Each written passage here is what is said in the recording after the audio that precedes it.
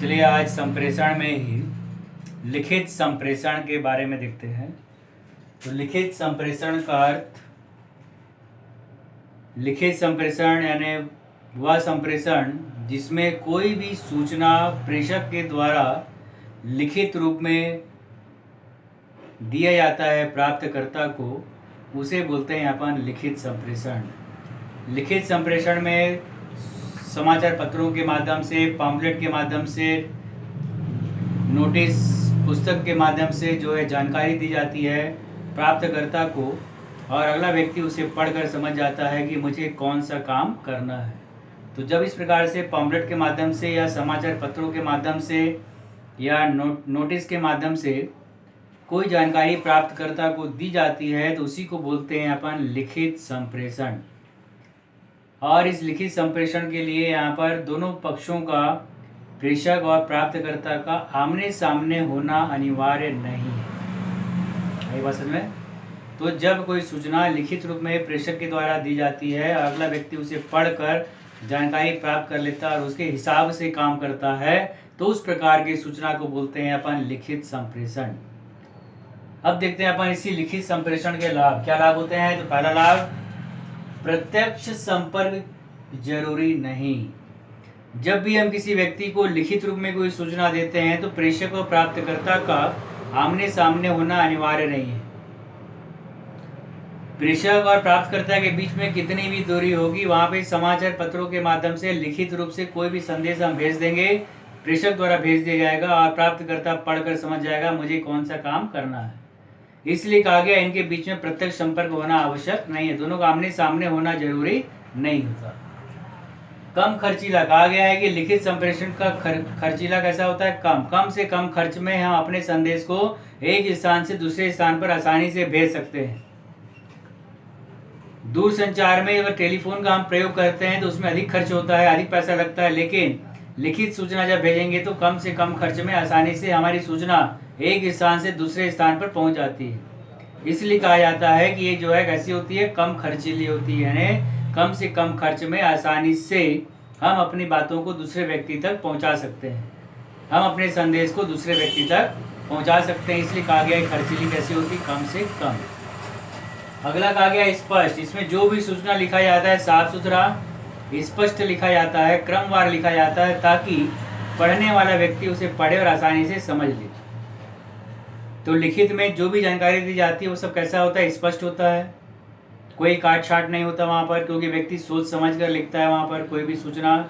तो स्पष्ट क्रमबद्ध होने के कारण आसानी से अगले व्यक्ति को समझ में आ जाता है और वह समझ लेता है और उसके हिसाब से अपना कार्य करता है।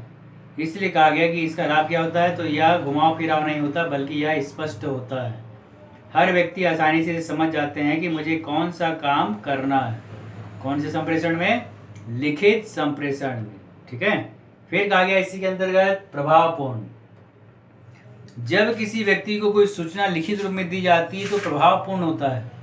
जैसे ही वो सूचना अगले व्यक्ति के पास जाता है, अगला व्यक्ति पढ़ता है और पढ़ने के बाद तुरंत उसमें दिए गए आदेशानुसार कार्य करना प्रारंभ कर देता है, क्योंकि वह प्रेषक के द्वारा भेजा गया। मान लो प्रबंधक ने कोई सूचना लिखकर भेज दिया तो यही समझा जाता है कि वो प्रबंधक का आदेश है, और आदेश होते ही अगला व्यक्ति तुरंत उसके हिसाब से कार्य करना प्रारंभ कर देता है, क्योंकि वो प्रभावपूर्ण होता है। वो आदेश होता है। किसका आदेश होता है? हमारे प्रबंधक का आदेश होता है। इसलिए कहा गया कि संदेश हमेशा कैसा होता है? प्रभावपूर्ण। कौन सा संदेश? लिखित संदेश हमेशा प्रभावपूर्ण होता है। ठीक है। फिर कहा गया इसी के अंतर्गत लिखित प्रमाण। दो पक्षों के बीच में लिखित प्रमाण का काम करता है। जैसे मान लो प्रेषक ने कोई सूचना भेज दिया, प्राप्तकर्ता जब उसको पढ़ेगा, सूचना उसके पास पहुंचेगा तो उस पर हस्ताक्षर करता है, साइन करता है, और साइन करने के बाद वो एक लिखित सूचना जो यहाँ से भेजा गया था उसकी एक कॉपी होती है। किसके पास होती है कॉपी? प्रेषक के पास, जिसने सूचना भेजा है। कल के डेट में अगर बोलता है प्राप्तकर्ता कि मुझे कोई सूचना नहीं मिला या मुझे इसकी जानकारी नहीं है, तो प्रेषक जिसने वो सूचना भेजा था उसको दिखा देगा, देखो प्रमाण स्वरूप इस तारीख को आपके पास ये जानकारी दी गई थी और आप बोलते हो कि मुझे जानकारी नहीं है। तो कहा गया एक लिखित प्रमाण का भी काम करता है, जो भविष्य में एक प्रकार से प्रमाणित करने के लिए भी इसका प्रयोग किया जाता है। किसका? लिखित संदेश का। ठीक है।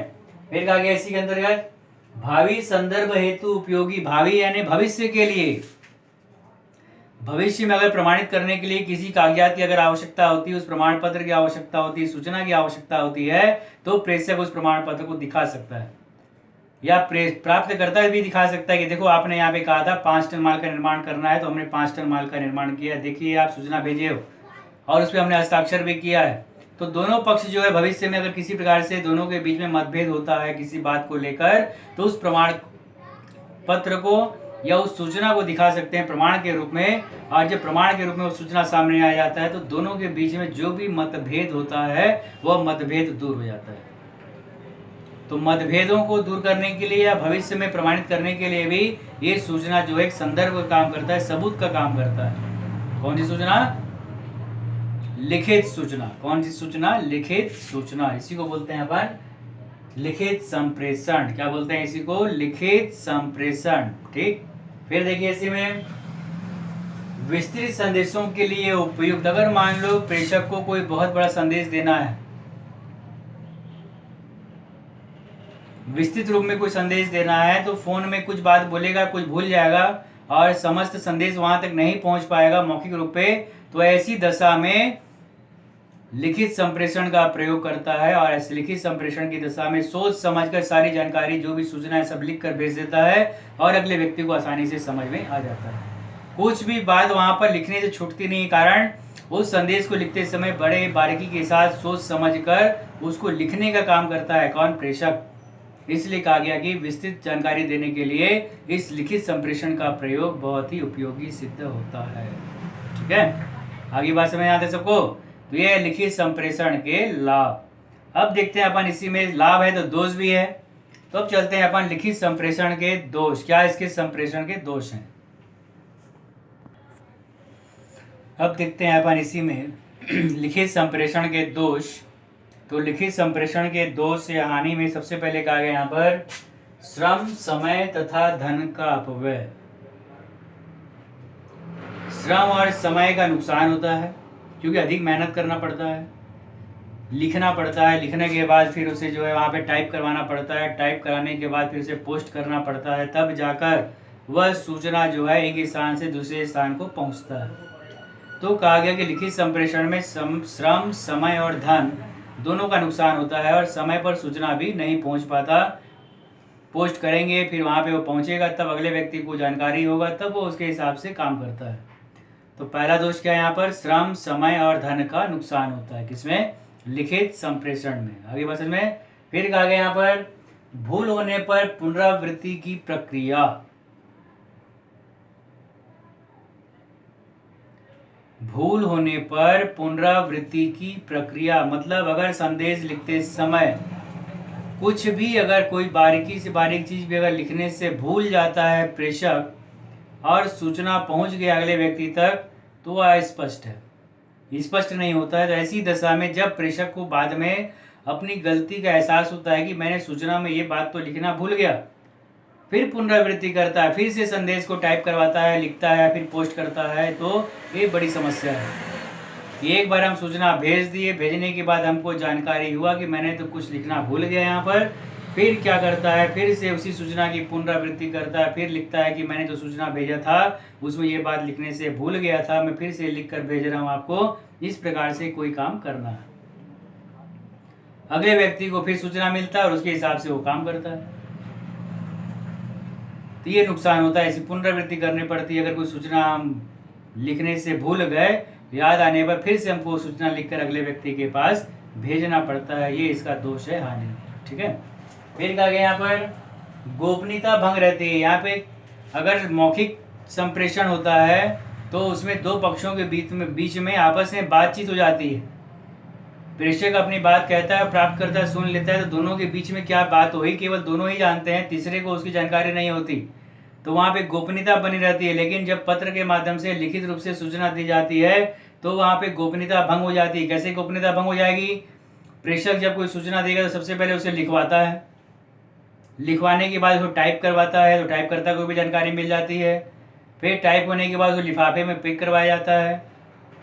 तो यहाँ पे टाइप करने और लिफाफे में पैक करते तक यहाँ पे टाइप करने वाला व्यक्ति और लिखने वाले व्यक्ति दोनों को सूचना की जानकारी हो जाती है। अगर फाइल में नहीं भेजा गया, केवल रजिस्टर के माध्यम से सूचना भेजा जा रहा है तो खुले रूप में रहता है, और प्राप्तकर्ता के पास पहुंचता है तो प्राप्तकर्ता को मिलने से पहले कई अधिकारियों कर्मचारियों के हाथ में वो पुस्तक आ जाती है या वो डायरी आ जाती है और वो पढ़ लेता है कि इसमें क्या लिखा गया अगले व्यक्ति के लिए, और गोपनीयता पूर्ण रूप से क्या हो जाती है, भंग हो जाती है। हाँ, अगर मान लो उसको सूचना लिखने के बाद प्रेषक एक लिफाफे में बंद कर दे और पैक करके जब उसमें अत्यंत गोपनीय लिख दे लिफाफे के ऊपर, तब वो सूचना केवल जिस व्यक्ति का नाम लिखा गया है उस व्यक्ति तक ही पहुंचेगा और उसमें गोपनीयता भंग नहीं होगी। ऐसा करेंगे तब। और अगर ऐसा नहीं किया गया, केवल खुले लिफाफे में भी डालकर भेज दिया गया, तो कोई भी पढ़ लेगा निकाल कर और उसकी गोपनीयता पूर्ण रूप से क्या हो जाती है, भंग हो जाती है। ये इसका दोष। किसका दोष है? लिखित संप्रेषण का। ठीक। फिर देखिए इसी में लंबी औपचारिकता के कारण विलंब भी हो जाता है। लंबी औपचारिकता मतलब क्या है? लंबी औपचारिकता तो किसी को संदेश देना है तो पहले हम सोचेंगे, सोचने के बाद अगले व्यक्ति से लिखवाएगा प्राप्तकर्ता या खुद लिखेगा, लिखवाने के बाद टाइप करवाएगा, टाइप कराने के बाद जब टाइप हो जाएगा तब उसको भेजा जाता है। तो यहाँ पर लिखना, टाइप करना एक प्रकार की प्रतिक्रिया लंबी हो जाती है, जिसके कारण समय पर सूचना भी कभी कभी हम नहीं भेज पाते हैं, जिसके कारण विलंब हो जाता है और उस समय पर जो भी हमको उसका लाभ मिलना चाहिए था उस लाभ की प्राप्ति भी नहीं हो पाती। तो एक लंबी प्रक्रिया होने के कारण अधिक औपचारिकताएं करनी पड़ती है यहाँ पर, और कभी कभी उसके कारण संस्था को हानि का सामना भी करना पड़ता है। ये नुकसान।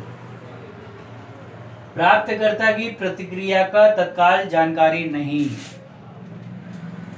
मौखिक में जैसे हम किसी को बोलते हैं ये काम करना है, तो उसके बोलने के अंदाज से हमको मालूम चल जाता है कि वो काम करने के लिए राजी है कि नहीं।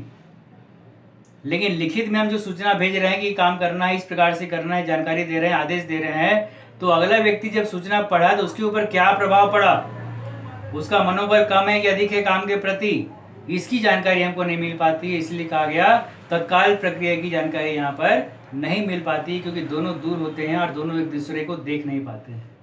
भेजने वाला भेज दिया, प्राप्त करने वाला पढ़ लिया, पढ़ने के बाद अगर मान लो उसने उसको फाड़ कर फेंक दिया या नाराजगी जताई, इसकी जानकारी हमको वहां पर नहीं हो पाती है। कौन से संप्रेषण में? लिखित संप्रेषण में। ठीक है, आगे देखिए इसी में तत्काल स्पष्टीकरण संभव नहीं। अगर मान लो प्राप्तकर्ता ने संदेश पढ़ा और उसको समझ में नहीं आया, तो तुरंत उसका जो है स्पष्टीकरण वहां पर नहीं हो पाता है। फिर वो एक सूचना लिखकर भेजता है प्राप्तकर्ता के पास कि आपने जो आदेश दिया है या जो भी जानकारी मुझे दी है स्पष्ट समझ में नहीं आया, तो इस बात को आप स्पष्टीकरण कीजिए, किस प्रकार से हमको यहाँ पर काम करना है। फिर वहां से प्राप्तकर्ता सूचना भेजेगा, स्पष्टीकरण करेगा, तब जाकर यहाँ पे अगला व्यक्ति उसके हिसाब से काम करता है। तो कहा गया यहाँ पर तत्काल स्पष्टीकरण न होने के कारण कभी कभी कार्य में विलंब भी हो जाता है, जिसके कारण संस्था को हानि का सामना भी करना पड़ता है। ठीक है, आगे बस में यहाँ तक ये हमारा क्या, लिखित संप्रेषण की हानियां। फिर कुछ विद्वानों ने कहा कि लिखित और मौखिक संप्रेषण में दोनों में श्रेष्ठ कौन है? तो ऐसे तो देखा जाए तो लिखित और मौखिक दोनों अपने अपने स्थान पर श्रेष्ठ हैं, लेकिन कुछ विद्वानों ने कहा कि अगर मौखिक संप्रेषण हम भेजते हैं तो जीवा के ऊपर हम नियंत्रण नहीं कर सकते, कारण कभी कभी हमारी जीवा फिसल भी जाती है। लेकिन अगर हम लिखते हैं तो लिखते समय बड़े ही सोच समझ कर लिखते हैं, जीवा पर और कलम पर दोनों पर मस्तिष्क का नियंत्रण होता है, लेकिन कभी कभी जीवा फिसल जाने के कारण हमारी सूचना सही नहीं हो पाती है। लेकिन लिखते समय हम बड़े ध्यान से सोच समझ कर लिखते हैं, इसलिए कहा गया कि मौखिक और लिखित में लिखित संप्रेषण जो होता है सबसे उपयुक्त होता है, श्रेष्ठ होता है, और इसमें किसी प्रकार से भी गलती होने की चांस यहाँ पर नहीं होती, क्योंकि व्यक्ति अपने दिमाग से सोचता है और सोचने के बाद बड़े ही आराम से वहाँ पे उसे लिखता है। लिखने के कारण वहाँ पर किसी प्रकार से कोई भी गलती होने की संभावना नहीं होती, इसलिए कहा जाता है कि लिखित संप्रेषण श्रेष्ठ होता है। आगे बात समझ में आता सबको? ठीक।